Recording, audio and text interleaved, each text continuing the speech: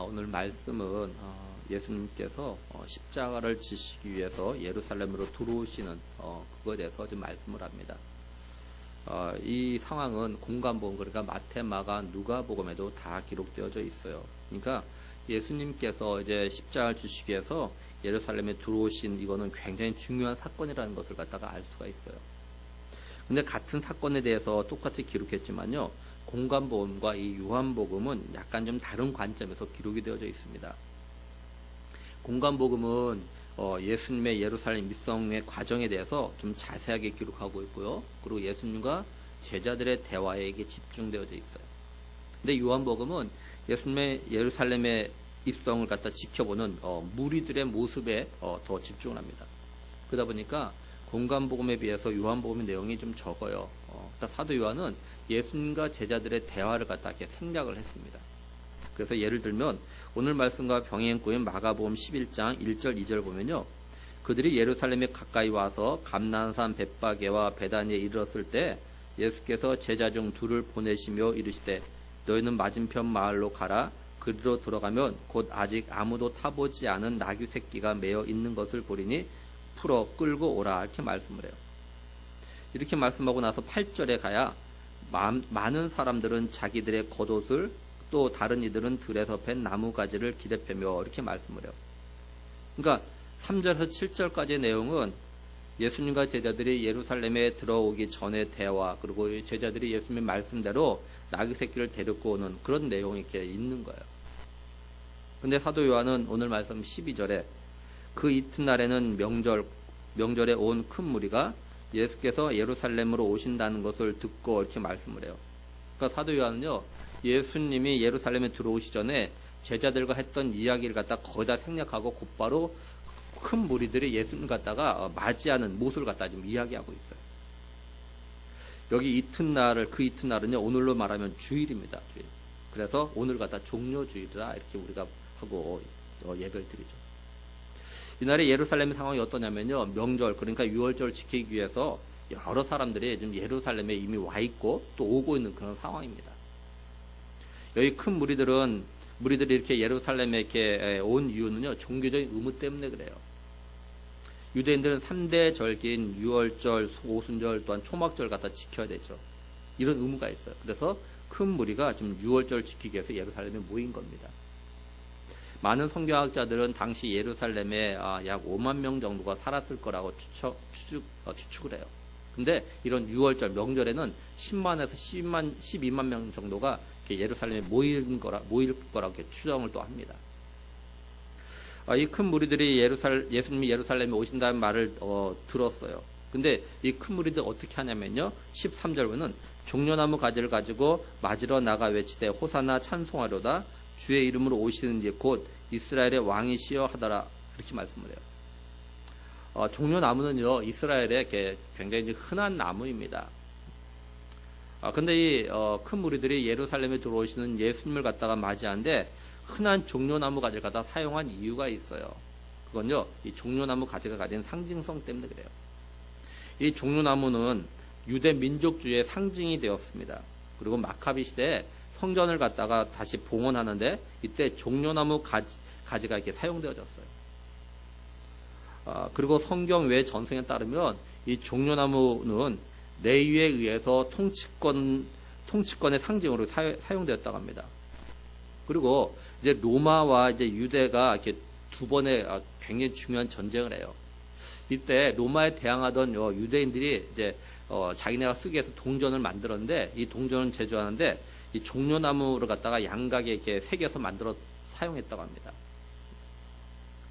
거기다 유대인들은요, 이 종려나무 가지를 갖다가 승리와 번영의 상징이라고 여겼어요. 그래서 종려나무를 갖다 흔드는 건 아무 때나 흔드는 것이 아니라 왕이나 또는 전쟁에서 승리하고 돌아오는 장군에 대한 경의 표시로 이 종려나무 가지를 갖다가 흔들었다고 합니다. 그러니까 지금 예루살렘에 입성하시는 예수님을 보고 큰 무리들이 종려나무를 가지고 맞은 이유는 뭐냐면 어떤 정치적인 이유가 이렇게 담겨져 있는 거예요. 다시 말해서 큰 무리들은요, 예수님에 대해서 유대를 갖다가 로마에서 자유하게 하실 정치적인 지도자, 정치적인 구원자로 이렇게 생각하고 있었던 거예요. 근데 큰 무리들이 종려나무 가지를 가지고 들고 예수님이 진실한 구원자를 갖다가 이제 외칠 때가 와요.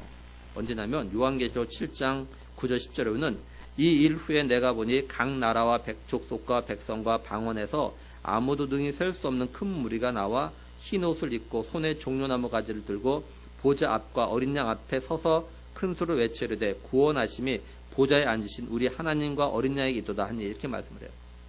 여기 큰 무리는 요한계시에 나오는 큰 무리는 지금 예수님이 예루살렘 입성 때 환호했던 이 큰 무리는 아니에요. 요한계시록의 큰 무리는 하나님의 인침을 받은 그런 사람들입니다. 하나님의 인침을 받은 큰 무리들이 흰옷 입고 종려나무 가지를 들고 구원자 되신 하나님의 어린 양 예수를 갖다가 찬양하는 그런 때가 온다는 거죠. 그러나 지금 큰 무리는 예수님을 진정한 구원자가 아닌 정치적인 구원자로 생각하고 종려나무 가지를 갖다 흔들고 있는 거예요. 큰 무리들이 호산나 찬송하려다 주의 이름으로 오신 곧 이스라엘 왕이시여 이렇게 외치죠. 큰 무리들이 이렇게 외치는 건 결코 예수님이 하나님의 아들로서 자신들 갖다가 죄와 죽음에서 구원할 그런 구원자로 믿고 외치는 것이 아닙니다. 이건 시편 118편 25절 26절에 여호와여 구하옵나니 이제 구원하소서 여호와여 우리가 구하옵나니 이제 형통하게 하소서 여호와의 이름으로 오는 자가 복이 있으며 우리가 여호와의 집에서 너희를 축복하였다. 이 말씀을 갖다 인용을 하는 겁니다. 여기 호산나라는 뜻은 뭐냐면 지금 구원하소서 이런 뜻입니다. 이제 구원하소서 등록인 거죠. 큰 무리들이 시편 말씀을 갖다 인용해서 이렇게 외친 건 이스라엘 백성들이 유대인들이 지금까지 기다리던 메시아, 다시 말해서 하나님께서 보내주시겠다고 약속하셨던 메시아가 예수님이라고 생각했기 때문에 그래요. 그래서 주의 이름으로 오신 이 그렇게 말한 다음에 곧 이스라엘 왕이시여 이렇게 외쳤던 거예요. 근데 이건 큰 무리들이 지금 예수님을 갖다가 로마의 억압 속에서 살아가고 있는 이스라엘 갖다가 해방시켜줄 구원자로 생각하고 이렇게 외쳤던 거예요. 그러니까 큰 무리들은요, 이 시편 말씀을 갖다 잘못 이해하고 잘못 인용을 하고 있는 거예요. 다시 말해서 시편의 이 말씀은요, 훗날 우리를 갖다가 죄와 죽음에서 구원하시기 위해서 다윗의 자손으로 오실 만화의 왕 대신 예수 그리스도 갖다 가리키는 거예요. 그러니까 큰 무리들이 생각하는 그런 정치적인 메시아가 아니라 정말 우리의 죄를 갖다 구원하기 위해서 오실 예수 그리스도를 갖다가 가리키는 것으로 이렇게 시편 말씀이 인용되어 있는 건데 이 큰 무리들은 이걸 잘못 인용하고 있는 거죠. 잘못 이해한 거예요. 그래서 어떤 일이 있었냐면요. 예수님께서 오병이어의 기적을 갖다 행하셨을 때 사람들이 예수님을 갖다 어떻게 생각했냐? 요한복음 6장 13절에서 15절을 보면요. 이에 거두니 보르떡 5개로 먹고 남은 조각이 12바구니에 찼더라. 그 사람들이 예수께서 행하신 이 표적을 보고 말하되 이는 참으로 세상에 오실 그 선지자라 하더라. 그러므로 예수께서 그들이 와서 자기를 억지로 붙들어 임금으로 삼으려는 줄 아시고 다시 혼자 산으로 떠나가시니라 이렇게 말씀을 해요. 예수님의 이 표적과 이적을 본 무리들이 예수님이 세상에 오실 그 선지자 그러라고 생각하면서 예수님 갖다가 억지로 붙들어가지고 임금으로 삼으려 했었어요. 다시 말해서 자신들 갖다가 로마로부터 해방시켜줄 왕으로 삼으려고 했던 겁니다. 따라서 무리들은 결코 예수님이 자신들 갖다가 죄와 죽음에서 구원할 자 메시아, 다시 말해서 하나님께서 아담의 범죄 이후에 여자의 후손에서 보내시겠다는 그 메시아로 믿고 환영한 게 아니었어요. 이걸 또 어떻게 알 수 있냐? 예수님이 이제 빌라도 법정에 섭니다. 며칠 뒤에. 이때 이 무리들이 변해요. 어떻게 변하느냐? 요한복음 19장 12절 보면요. 이러함으로 빌라도가 예수를 놓으려고 힘썼으나 유대인들이 소리질러 이르되 이 사람들을 놓으면 가이사의 충신이 아니니다. 무릇 자기를 왕이라 하는 자는 가이사를 반역하는 것이니다. 이렇게 말씀을 해요. 그러고 나서 뒤에 14, 15절 보면 이날은 6월절의 준비일이요 때는 제6시라. 빌라도가 유대인들의 이르되 보라 너희 왕이로다. 그들이 소리 지르되 이 무리들입니다. 예수님 예루살렘 입성했을 때 막 이렇게 환영했던 이들이에요. 근데 이들이 지금 어떠냐? 소리를 지르면서 없이 하소서 없이 하소서 그를 십자에 못 박게 하소서 이렇게 말씀하고 있어요. 불과 며칠 사이 이렇게 변한 겁니다.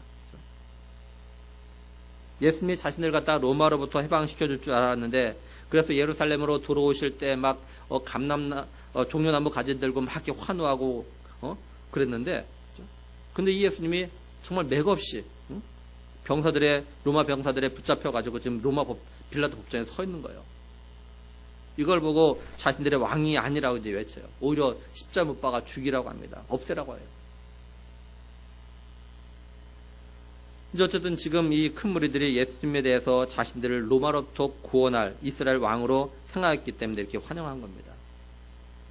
근데 예수님은 어떤 모습으로 예루살렘에 들어오셨습니까? 14절 보면요. 예수는 한 어린 나귀를 보고 타시니 이렇게 말씀을 해요. 당시 전쟁에서 승리하고 돌아오는 장군이나 또는 왕은요 병거를 타거나 또는 준마, 쉽게 말해서 흰말 같은 거 탔습니다. 그러니까 아마도 큰 무리들은요 예수님이 최소한 말을 타고 예루살렘에 입성할 거라고 아마 기대했을 거예요. 근데 예수님은 지금 자신을 갖다 이스라엘 왕이라고 하면서 종려나무 가지를 들고 환호하는 이 큰 무리들의 기대와는 다르게 어린 나귀를 타시고 예루살렘으로 들어오시는 겁니다. 그럼 예수님께서 왜 이렇게 어린 나귀를 타고 들어오셨는가? 뭐라고 설명하냐면 15절에요. 이는 기록된 바 시온 따라 두려워하지 말라 보라 너의 왕이 나귀 새끼를 타고 오신다 함과 같더라 이렇게 말씀합니다. 이 말씀은요 스가랴 9장 9절에 시온에 따라 크게 기뻐할지어다 예루살렘에 따라 즐거이 부를지어다 보라 내 왕이 내게 임하시나니 그는 공의로우시며 구원을 베푸시며 겸손하여서 나귀를 타시나니 나귀의 작은 것 곧 나귀 새끼니라 이 말씀을 갖다 인용한 겁니다. 다시 말해서 예수님은요 자신에 대해서 선지자를 통해서 예언한 대로 나귀 새끼를 타고 예루살렘으로 들어오신 거예요. 구약의 선지자는 예수님을 갖다가 말 타는 정적인 메시아가 아니라 우리를 죄와 죽음에서 구원하기 위해서 십자가에 고난당하실 메시아로서 겸손과 평화를 상징하는 나귀 새끼를 타실 것을 갖다 예언했던 거죠. 예수님처럼 자신에 대해서 예언한 대로 나귀 새끼를 타고 예루살렘에 입성하신 거예요. 근데 예수님의 제자들은요 예수님이 왜 나귀 새끼를 타고 입성한지를 갖다 알지를 못해요. 지금 예수님이 예루살렘에 입성하는 걸 알고 거리에서 종려나무 가지를 들고 환호하는 큰 무리들의 기대와 달리 말이 아닌 나귀 새끼를 타신 게 제자들은요 이해를 할 수가 없었던 거예요. 그래서 16절 보면 제자들은 처음에 이 일을 깨닫지 못하였다가 예수께서 영광을 얻으신 후에야 이것이 예수께 대하여 기록된 것임과 사람들이 예수께 이같이 한 것임이 생각났더라 이렇게 말씀을 해요. 예수님의 제자들은요 지금 예수님이 왜 나귀 새끼를 타고 입성하셨는지 이것만 모르는 게 아니에요. 예수님이 하신 많은 일들에 대해서도 사실 잘 몰랐어요. 요한복음 13장에 가면은 예수님이요 이제 십자가 지시기 전에 마지막 만찬을 갖다 제자들이라고 합니다. 그런 가운데서 예수님이 제자들의 발을 갖다 씻겨주셔요. 예수님이 차례대로 제자들의 발을 갖다 씻겨주시다가 이제 베드로 차례가 되었어요. 그때 베드로가 예수님께 뭐라고 하냐면 주께서 내 발을 씻으시려는 겁니까? 이렇게 물어요. 그러자 예수님께서 이렇게 말씀하셔요. 요한복음 13장 7절에 예수께서 대답하여 이르시되 내가 하는 것을 네가 지금은 알지 못하나 이후에는 알리라.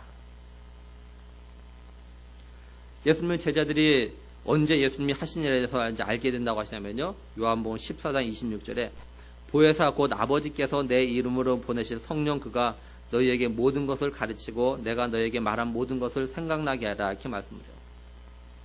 그래서 결국 제자들은요 나중에 예수님이 십자가에서 죽으셨다가 부활하신 다음에 그리고 승천하신 후에야 성경에서 예수님에 대해서 하셨던 말씀들이 그대로 이루어졌다는 걸 갖다 알게 됩니다.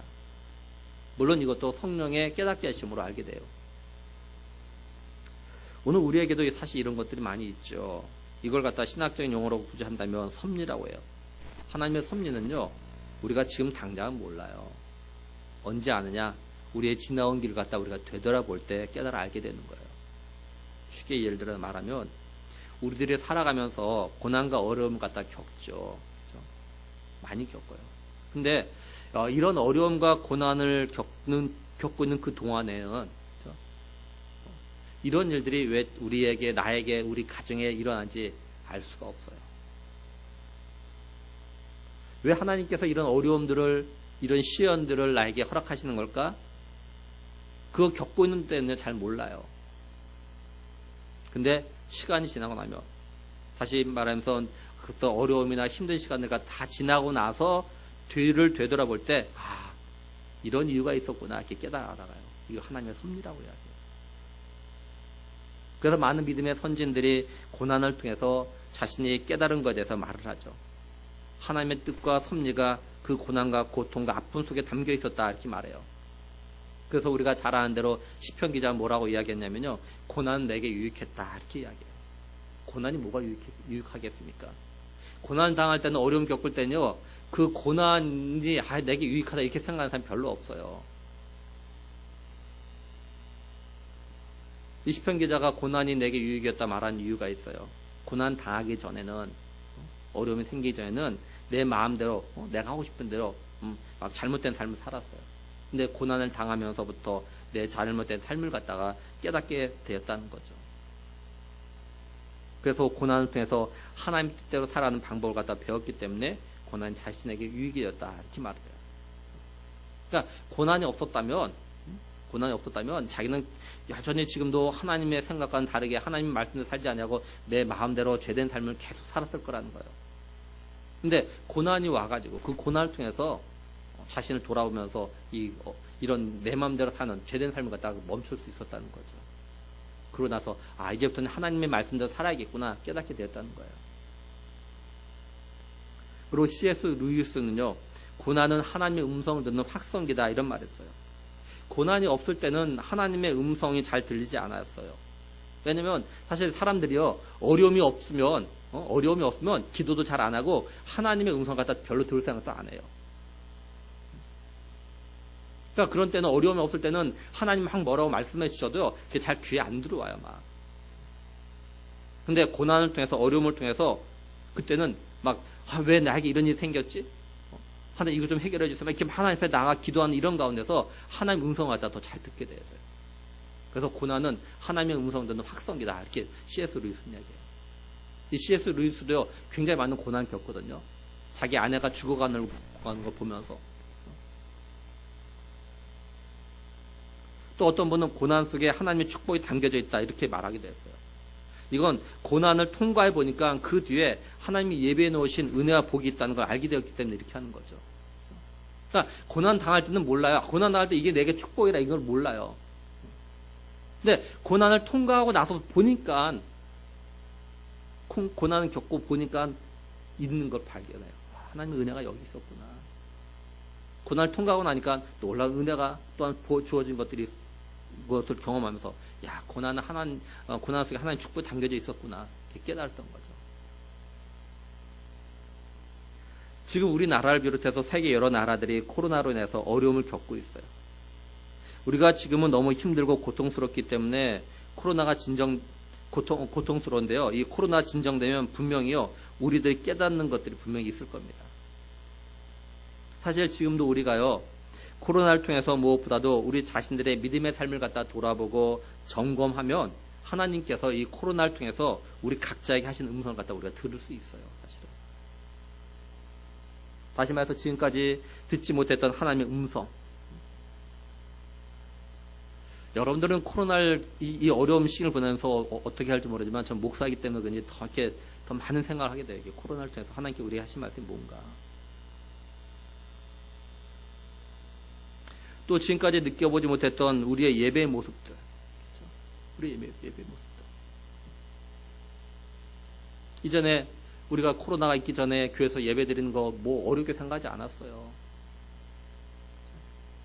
근데 지금은 교회에서 예배 드리는 게 쉬운 게 아니에요. 이게 사실. 오늘도 아까요 전화가 왔어요. 교회. 신문사 기자라면서 전화가 왔어요. 그래서 예배 드리냐고 물어보고 확인 좀 하겠다. 확인해서 뭐 하려고 제가 그랬어요. 신문 기사 내려고 확인하면 교회로 오라 그랬어요. 제가.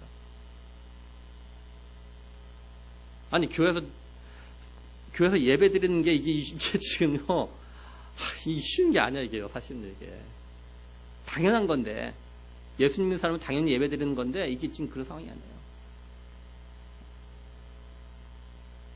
이런 거 보면서 지난날 우리가 예배를 어떻게 드렸는지 돌아보게 돼요.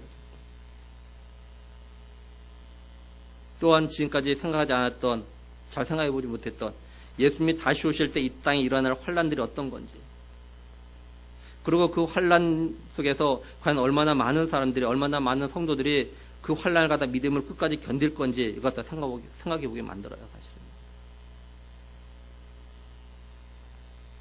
지금 공무원들 직장에서는요, 주일날 교회 가지 말라고 합니다, 자꾸. 막 조사한데 동선 파악한답니다.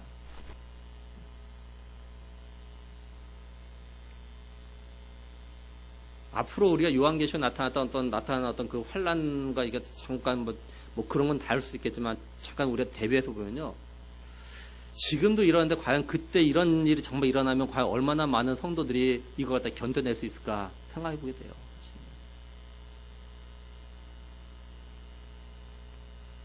정말로 요한계시로 기록된 어떤 그런 일들이 벌어지면 정말로 얼마나 많은 성도들이 믿음을 끝까지 견딜 수 있을까. 뭐 예를 들면 짐승의 표를 받지 않으면 매매를 못하는 그런 상황. 과연 그 상황 가운데 과연 몇 명의 성도들이 그걸 버틸까. 과연 그 상황은 그거예요. 하나님의 인치를 받을 거냐 아니면 짐승의 인치를 받을 거냐. 둘 중에 하나예요. 둘 중에 하나 선택하는 그런 상황이 나와요. 지금도 코로나로 인해서 예배드리는 이것을 마음대로 하지 못하는데, 결단하지 못하는데, 과연 그런 상황 되면 과연 얼마나 몇 명의 성도들이 그 어려움을 갖다가 견뎌낼 수 있을까, 끝까지. 그 예수님께서 말씀하셨잖아요. 끝까지 견디지 않고 구원 받을 거다. 마태복음 24장에 나오잖아요. 여러 환란도 쭉 이야기하시면서 끝까지 견딘 자.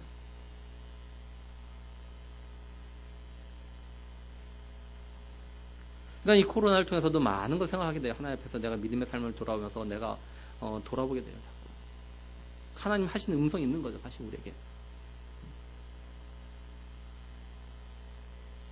그러니까 우리가 지금도 성령의 인도하심과 깨닫게 하심을 갖다 의뢰하며 하나님께서요. 성경을 통해서 우리에게 말씀하신 대로 어떻게 진행되고 있는지 갖다 알게 됩니다. 이제 어쨌든 제자들은요. 지금 예수님이 나귀 새끼를 타고 예루살렘에 입성하신 일을 잘 모르고 있는 그런 상황입니다. 그리고 어쩌면 제자들은요, 큰 무리들이 예루살렘에 입성하시는 예수님 보고 막 종려나무 가져갔다가 가지고 흔들고 환영한 거 보고 같이 흥분했을지도 몰라요. 자신들이 예수님을 갖다 따르는 이유가 있었잖아요. 우리가 알다시피. 그죠? 예수님이 정말로 이렇게 나라를 회복하시면 거기 한 자리 차지할 것. 그거 갖다 기대했다고요.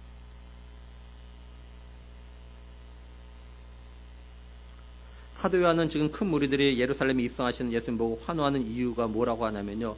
예수님이 죽은 나사로 갖다 살린 걸 갖다 들고 있어요. 17절, 18절에는 나사로를 무덤에서 불러내어 죽은 자 가운데서 살리실 때 함께 있던 무리가 증언한지라. 이에 무리가 예수를 맞으면 이 표적 행하심을 들었음이로라. 이렇게 말씀을 해요. 메시지는 이렇게 번역했어요. 예수께서 나사로를 불러 죽은 자들 가운데서 일으키실 때 그 자리에 있던 사람들이 자신들이 목격한 것을 이야기했다. 그들이 얼마 전에 있었던 하나님의 표적에 대해 소문을 퍼뜨렸기 때문에 환영하는 무리가 더 늘어났던 것이다. 세 번역은. 또 예수께서 무덤에서 나사로를 불러내어 죽은 사람들 가운데서 살리실 때 함께 있던 사람들이 그 일어난 일을 증언하였다. 이렇게 무리가 예수를 맞으러 나온 것은 예수가 이런 표징을 행하셨다는 말을 들었기 때문이다. 그러니까 큰 무리들은요, 지금 이스라엘이 로마의 통치로 인해서 마치 죽은 나사로와 같은 상황인데, 예수님이 죽은 나사로를 갖다 살리셨다는 이 소문을 듣고, 예수님이 이스라엘 갖다 로마의 통치로부터 해방이라는 살리는 그런 기적을 갖다가 기대하면서 환영하기 위해서 이렇게 몰려왔던 거예요. 사도 요한은 이걸 말하기 위해서요, 예수님의 예루살렘 입성에 대한 이야기를 하기 전에 어떤 누구에 대한 이야기를 하냐면, 죽었다 살아난 나사로에 대한 이야기를 갖다 그 앞에 기록하고 있어요. 12장 1절에서 11절까지 보면 죽었다 살아난 나사로가 사는 베다니에 대한 이야기.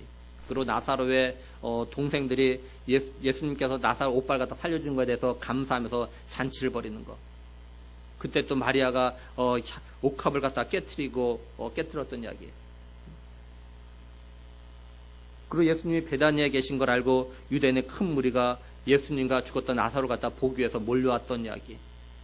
그리고 나사로 때문에 유대인들이 예수님 갖다 믿게 되었다는 이야기. 이렇게 쭉 앞에 깔아놓고 있어요. 지금 예수님의 예루살렘 입성을 환호하는 큰 무리들은 예수님이 왜 예루살렘에 들어오신지를 몰라요. 그들은 자신들이 원하고 기대하는 바를 가지고 예수님의 입성을 갖다 환호하고 있는 겁니다. 그래서 이들이 나중에는요, 예수님을 갖다가 십자가에 못 박으라고 외친 자들 이렇게 변해요. 우리가 지금 살펴본 것처럼 사도 요한은 예수님께서 십자가를 지기 위해서 예루살렘에 입성하실 때 큰 무리들이 종려나무 가지를 들고 환호하며 맞이하는 이 상황을 갖다가 다른 복음서들과 함께 복음서와는 다르게 기록하고 있어요. 다른 복음서에서는 예수님과 제자들이 예루살렘 입성하는 과정에 더 초점을 맞췄지만 사도 요한은 예수님께서 예루살렘 입성하실 때 그걸 갖다가 본 무리들의 반응에 더 초점을 맞추고 있는 거죠. 이들이 어떻게 반응했는가? 그 이유가 뭘까요? 사도 요한은 왜 그랬을까요? 사도 요한은 에베소 교회를 중심으로 한 소아시아에 사는 소아시아에 있는 유대인 성도들과 또한 이방인 성도들에게 그죠? 도대체 뭘 말하려고 이렇게 한 걸까요? 그리고 오늘날 예수를 믿는다고 하는 우리 성도들에게 뭘 말하려고 이렇게 한 걸까요? 왜 무리들의 반응에 더 집중해서 초점해서 맞춰서 이야기하는 걸까요? 왜?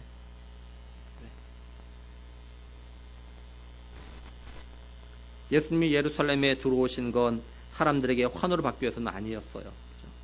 또한 유대인들이 생각하는 그런 정치적인 메시아로 오신 것도 분명히 아니에요.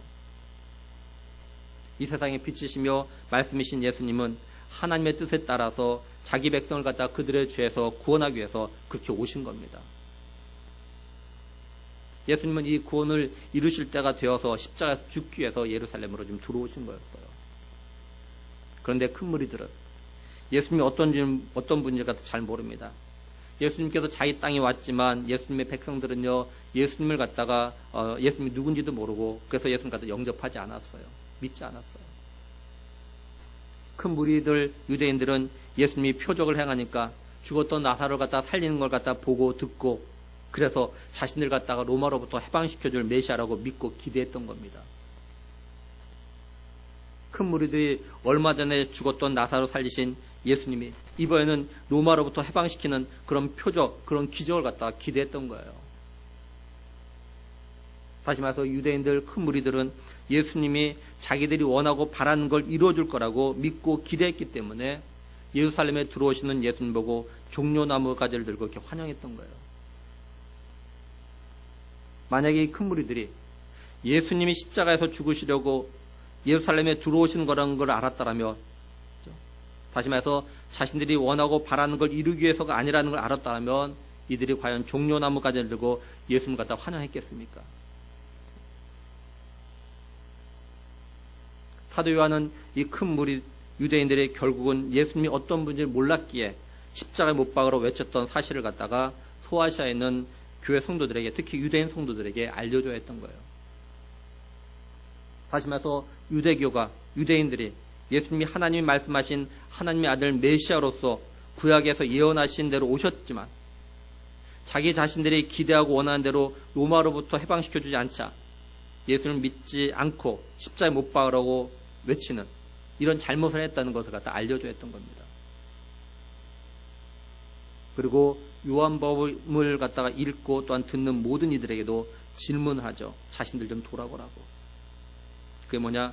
오늘날 예수님을 갖다 믿는다고 하는 자신들이 예수님을 갖다 왜 믿는지, 그리고 어떤 예수님을 갖다 믿고 있는지를 갖다 돌아보라는 겁니다. 예수님이 예루살렘에 들어오신 거 우리의 죄를 대신해서 십자가에 못 박혀 죽으시기 위해서예요. 우리를 갖다가 죄와 죽음에서 구원하시기 위해서죠. 그런데 교회 다니는 사람들, 또한 자신 예수님을 갖다 믿는다고 하는 성도들 가운데는 예수님이 자신이 원하는 걸 갖다가 들어주고 이루어주는 분이라고 생각하고 믿는 사람들이 있어요. 다시 말해서 예수님을 자신의 육적인 삶에 필요로 하는 걸 채워주시고 해결해 주신 분으로 믿고 따르려고 하는 사람들이 있다는 거죠. 물론 예수님은 우리의 필요를 갖다 아시기 때문에 우리의 필요를 갖다 채워주시고 해결해 주시기도 해요. 근데 예수님이 이 땅에 오신 참된 목적은요, 자기 백성을 갖다 그들의 죄에서 구원하기 위해서입니다. 따라서 진실로 예수님 갖다 믿는 성도들은 때로는 자신의 육적인 삶을 예수님께서 해결해 주지 않으셔도, 그걸 채워주지 않아도 자신의 영혼을 구원하셔서 자기에게 영생 주신 것 믿고 이걸로 만족할 수 있어야 되는 거예요. 그래야 자신의 삶에서 자기가 바라고 원하는 게 이루어지지 않아도 예수님 믿는 삶에서 벗어나지 않나요? 또한 어떤 환난과 박해와 어려움 속에서도 끝까지 믿음으로 견디게 되어져 있는 거죠. 하지만 이런 예수님이 아닌 자기의 만족을 위해서 자기의 필요를 갖다 채우기 위해서 예수님을 갖다 믿는 사람들은요, 예수님을 환호하며 맞이했던 큰 무리들처럼 행동하게 됩니다.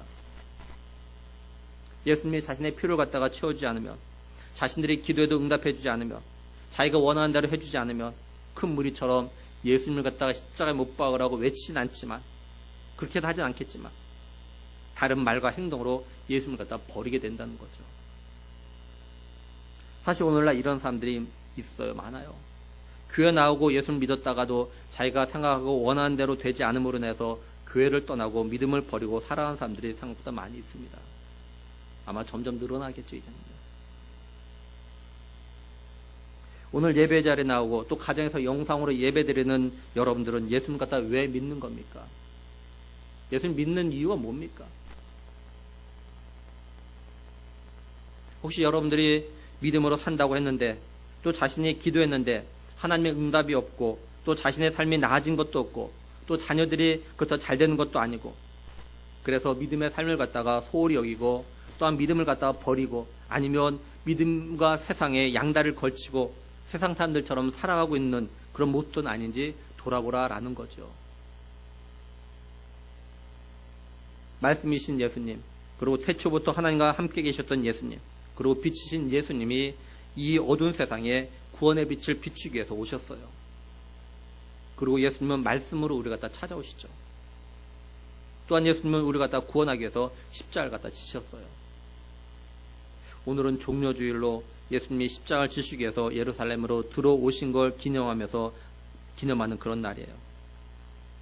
이제 내일부터 우리가 예수님이 십자가를 지시기 전에 엿새 동안에 뭘 하셨는지, 뭘 하면서 엿새 동안을 갖다 보내셨는지를 갖다가 좀 새벽 기도회 때 좀 같이 좀 살펴보려고 해요. 물론 매번 고난주간에 이걸 살펴보는 거지만 또 새롭게 좀 살펴보려고 합니다.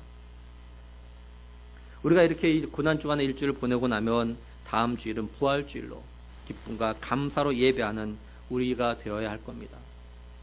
바라기는 우리 성도들은 예루살렘에 입성하시는 예수님을 갖다 환호하며 맞이했던 그런 큰 무리들과는 좀 다르길 정말 원합니다. 우리 성도들은 예수님이 이 땅에 오신 목적이 나의 육적인 문제를 갖다 해결하기 위해서가 아니라 나의 영적인 문제, 죄의 문제를 갖다 해결하시고 영생을 주기 위해서 오셨다는 것을 갖다가 잊지 않길 정말 원합니다. 그래서 우리의 남은 믿음의 삶에서 어떤 어려움과 고난과 박해가 있더라도 또는 내가 육적으로 바라고 원하는 것이 그대로 되지 않는다 하더라도 나를 갖다가 죄에서 구원하시고 십자가에 못 박혀 죽으시고 부활하신 예수 그리스도에 대한 믿음이 변하지 않는 우리 모두가 될 수 있기를 주님의 이름으로 간절히 축원합니다. 우리 시간에 이제 성찬식을 하도록 하겠습니다. 우리 찬송가 229장 1절 6절만 드리도록 하겠습니다.